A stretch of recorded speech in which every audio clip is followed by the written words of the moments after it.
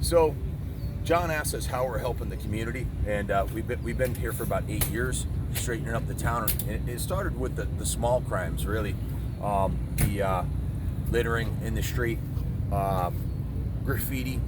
We had an anti-graffiti campaign that we worked pretty hard at for several years with about 250 volunteers. And what happened is the community started going vigilante on the small crimes. If someone was seen doing graffiti, they were chased and caught or identified. There were rewards out. So by cleaning up the community, the little things, the graffiti, cleaning up the streets every Wednesday night like we did, and also the mill that we took over was an 11-acre site in the middle of the city that was full of homeless people, drug dealers, a lot of inappropriate things were going on there. So we cleaned up ground zero, the mill, and then we started out from there.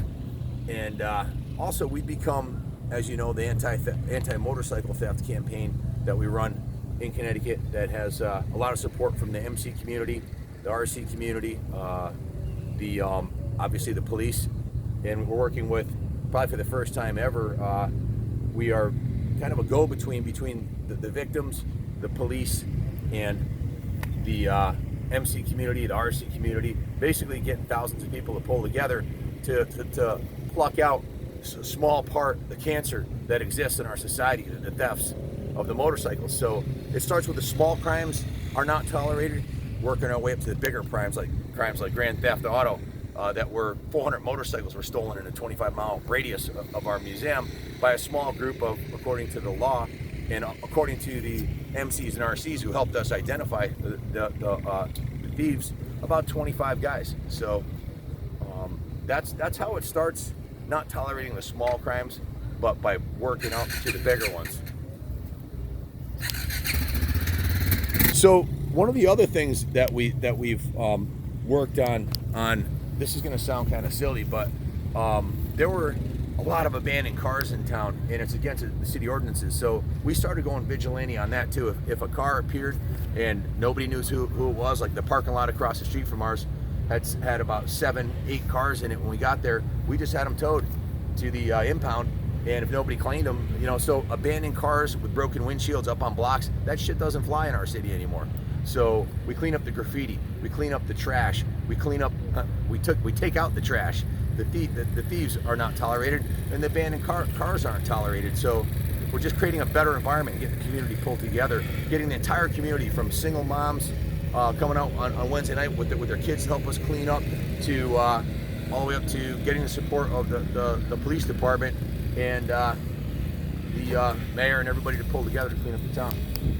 So one of the things we talked about was how did Junior help with this? Well, he's the IT guy. He's the one who does all the videos and everything behind the scene.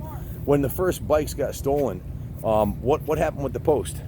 Yeah, we in the video, which is your specialty. Yeah, we got the media from our security system, the high definition photos, zoomed in on these guys' faces and put them up on Facebook, shared them around, and they got thousands of shares. And within a few hours, we knew exactly who they were. And then what did you do? What did you do with that information? Who's the crew? Who's the posse you rounded up? Our staff guys mainly. We had addresses and Mike Shea and a couple of guys that aren't really on the staff, but yeah. And what did you guys do? We staked out their house for like 16 hours. We staked out their house. You knew where the bikes were. Exactly. You knew where your bike. Whose bike was it that was in the garage? It was my bike. Actually, and how come you didn't kick the fucking door in and just get it yourself? Great question. Well, I think we were warned by the police they were going to arrest us if we did, right? And they knew we were there. Exactly. We were on the phone with the state police. We didn't kick in the door, and luckily I had a broken back at the time, or I probably would have kicked it in. And I didn't go with my shotgun because Sergeant Reynolds told me not to. So we just went with a couple T-ball bats and some other things, and we camped out.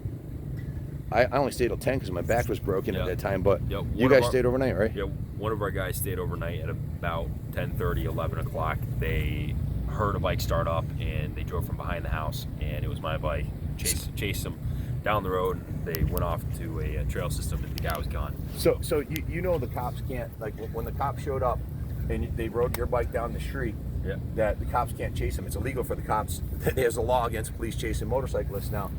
Do you guys chase them when they're on your bikes? We do. Yeah, whenever possible. Yeah, that's So, right. so you, try and Mike, what happened when Mike chased him? He went off the trail system, so and Mike was in his diesel dually, so he couldn't chase after him. But luckily, within 24 hours after that, we were able to So the track cops, him down. the cops have some boundaries and rules that we don't have to, that we don't necessarily follow, right? Exactly, 100%. So, and not to mention, this is a private video, right? It's private. It may or may not be. Okay. I might put it public. Why? Most of the time, there's no real motive for the cops to track these guys down, other than That's a good point. I mean, yeah, it's risky, it's dangerous, and could potentially. there's also the jurisdiction, like the Vernon Police. As soon as they get to the town line, that's it. Game over. They can't keep chasing them. Right. And the DEP can go over town lines, but we don't give a shit. If we get a phone call where the bikes are, we're going there. We're coming. And we went to Hartford, where the bikes supposedly were. That's not something that the police can do.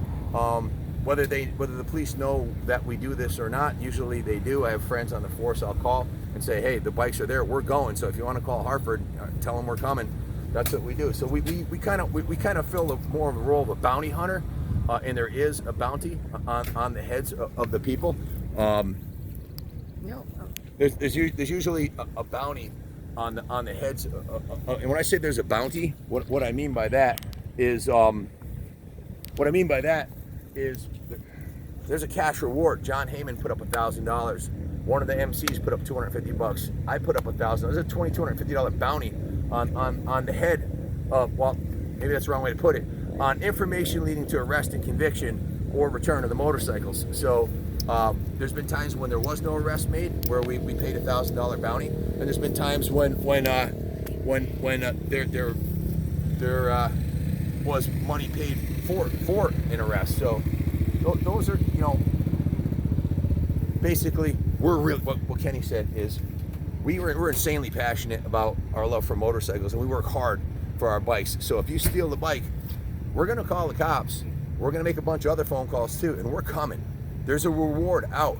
So we are like bounty hunters in that fashion. We're coming to wherever the bikes supposedly are, and we're going to turn every stone over 24/7, round the clock. So the question was asked by John, would one of us run for politics or run for office, either in town or elsewhere? And the answer is yes, absolutely. We spoke with Mayor Dan. When he retires from being mayor, either Kenny or I will probably run for mayor of the town. There's a very good chance if they want us to do that, we'll do that. We want to be in a position where we can do the most good we can for the town. And the town administrator has asked Kenny to step up to be on town council or planning or zoning or something like that. We do a lot of good for the town, probably more than any other family's done. And well, in this century, that's for sure. We've invested millions of dollars in all of our time into cleaning up the city, behind the scenes and publicly. So why wouldn't we step up to, if we can serve our town better as a part of the politics, we would do that. So hopefully that answers your question. What was the other question? The other question that he texted me was, would you be a deputy officer if we could get you a spot? I'm not so sure that I want to be in law enforcement. They're bound by so many rules that we can do more good without wearing a badge. I think working with them and with the MC, the RC community, and the forces that be out there. We'll leave it at that. So definitely would run for office. Deputy officer, I'm not so sure what the boundaries of that were, and would we want to be a U.S. Marshal? I'm not sure. I don't know too much about that. So, yeah. And then he said, there's been a lot of talk that I look like Wolverine or something like that. Wolverine, or what was the other one? The guy in the movie Christine. So yeah, I have a unique look, the long hair and the beard, but that's so people recognize us in the community, in the motorcycle community. So it's just being who we are. So I think we answered all the questions that you had, John. What the other question was, Kenny, what have you heard people say I look like? Is it mostly? we could go in the YouTube comments, but I think there's a different one on every video. I feel like it, you know. Yeah, it's weird. People always say I look like somebody else, right? Yeah. So the last question was why you and I work so well together, and then he asked what I want you to accomplish as you help the business grow and what we're doing. So why do you think we work so well together? You're my dad, you know. We've gone racing every weekend together for the last decade or so, and just grew up working on the farm with you. So it's a blood thing, I guess. Yeah, you know? I mean, I love him more than I love So. Junior more than anything on the planet. He's my son. He was 7 days old when in a basket. I took him to his first motorcycle race. We trained together in the dojo 7.5 years till he got his black belt. I've been in every sports thing he's ever participated in when he was in his powerlifting meet, and won first place in the teen class. Just 3 months ago I was there. Basically I back him up and whatever. I was there when he got through the dojo getting his black belt, and racing motocross from 4 years old to 15 years old for 11 years. Every week we travel all over the country. So we worked together our whole lifetime, racing motorcycles and now running the business. He's been with me full time at the business since he was 13 years old. He used to ride his scooter to the shop every morning. Every afternoon after school. He had a Honda 50 Ruckus and he'd ride it 10 miles from Tallinn year round to come to the shop. So that's I mean, he's my boy. I love him. I do anything for him, and we work well together. He knows everything I know and then some. So, and to answer your question, this is all I do. So highly motivated to make this work, and taking the cycle shop business and the sales to the next level is something that I've been working really hard for. We have a lot of good stuff in the works. You know, he asked me what I want you to accomplish as with what we're doing. I just want him to be happy and love what he's doing, and as long as he's doing that, we'll work our asses off and leave the results in God's hands. So I want to see him take the museum over, and everything I've created, I want to give to him. So when I die, so right, and we're doing just that. We're having an absolute blast. Traveling. I mean, we're here at Mid Ohio. We left Thursday. It's Friday night, right?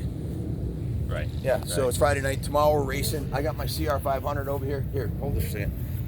I got my CR5. Thank you, Christy. I got my CR500 Honda over here that I've been racing since '86. Junior's got the same bike over here that I raced when I was a kid, when I was 20 years old. He's got an '86 CR500, and we're gonna send it tomorrow. So we do everything together, and I want the best for him. Absolutely. So whatever that means. So hopefully we answered all your questions. Call us if you have any other ones. And as always, God bless you.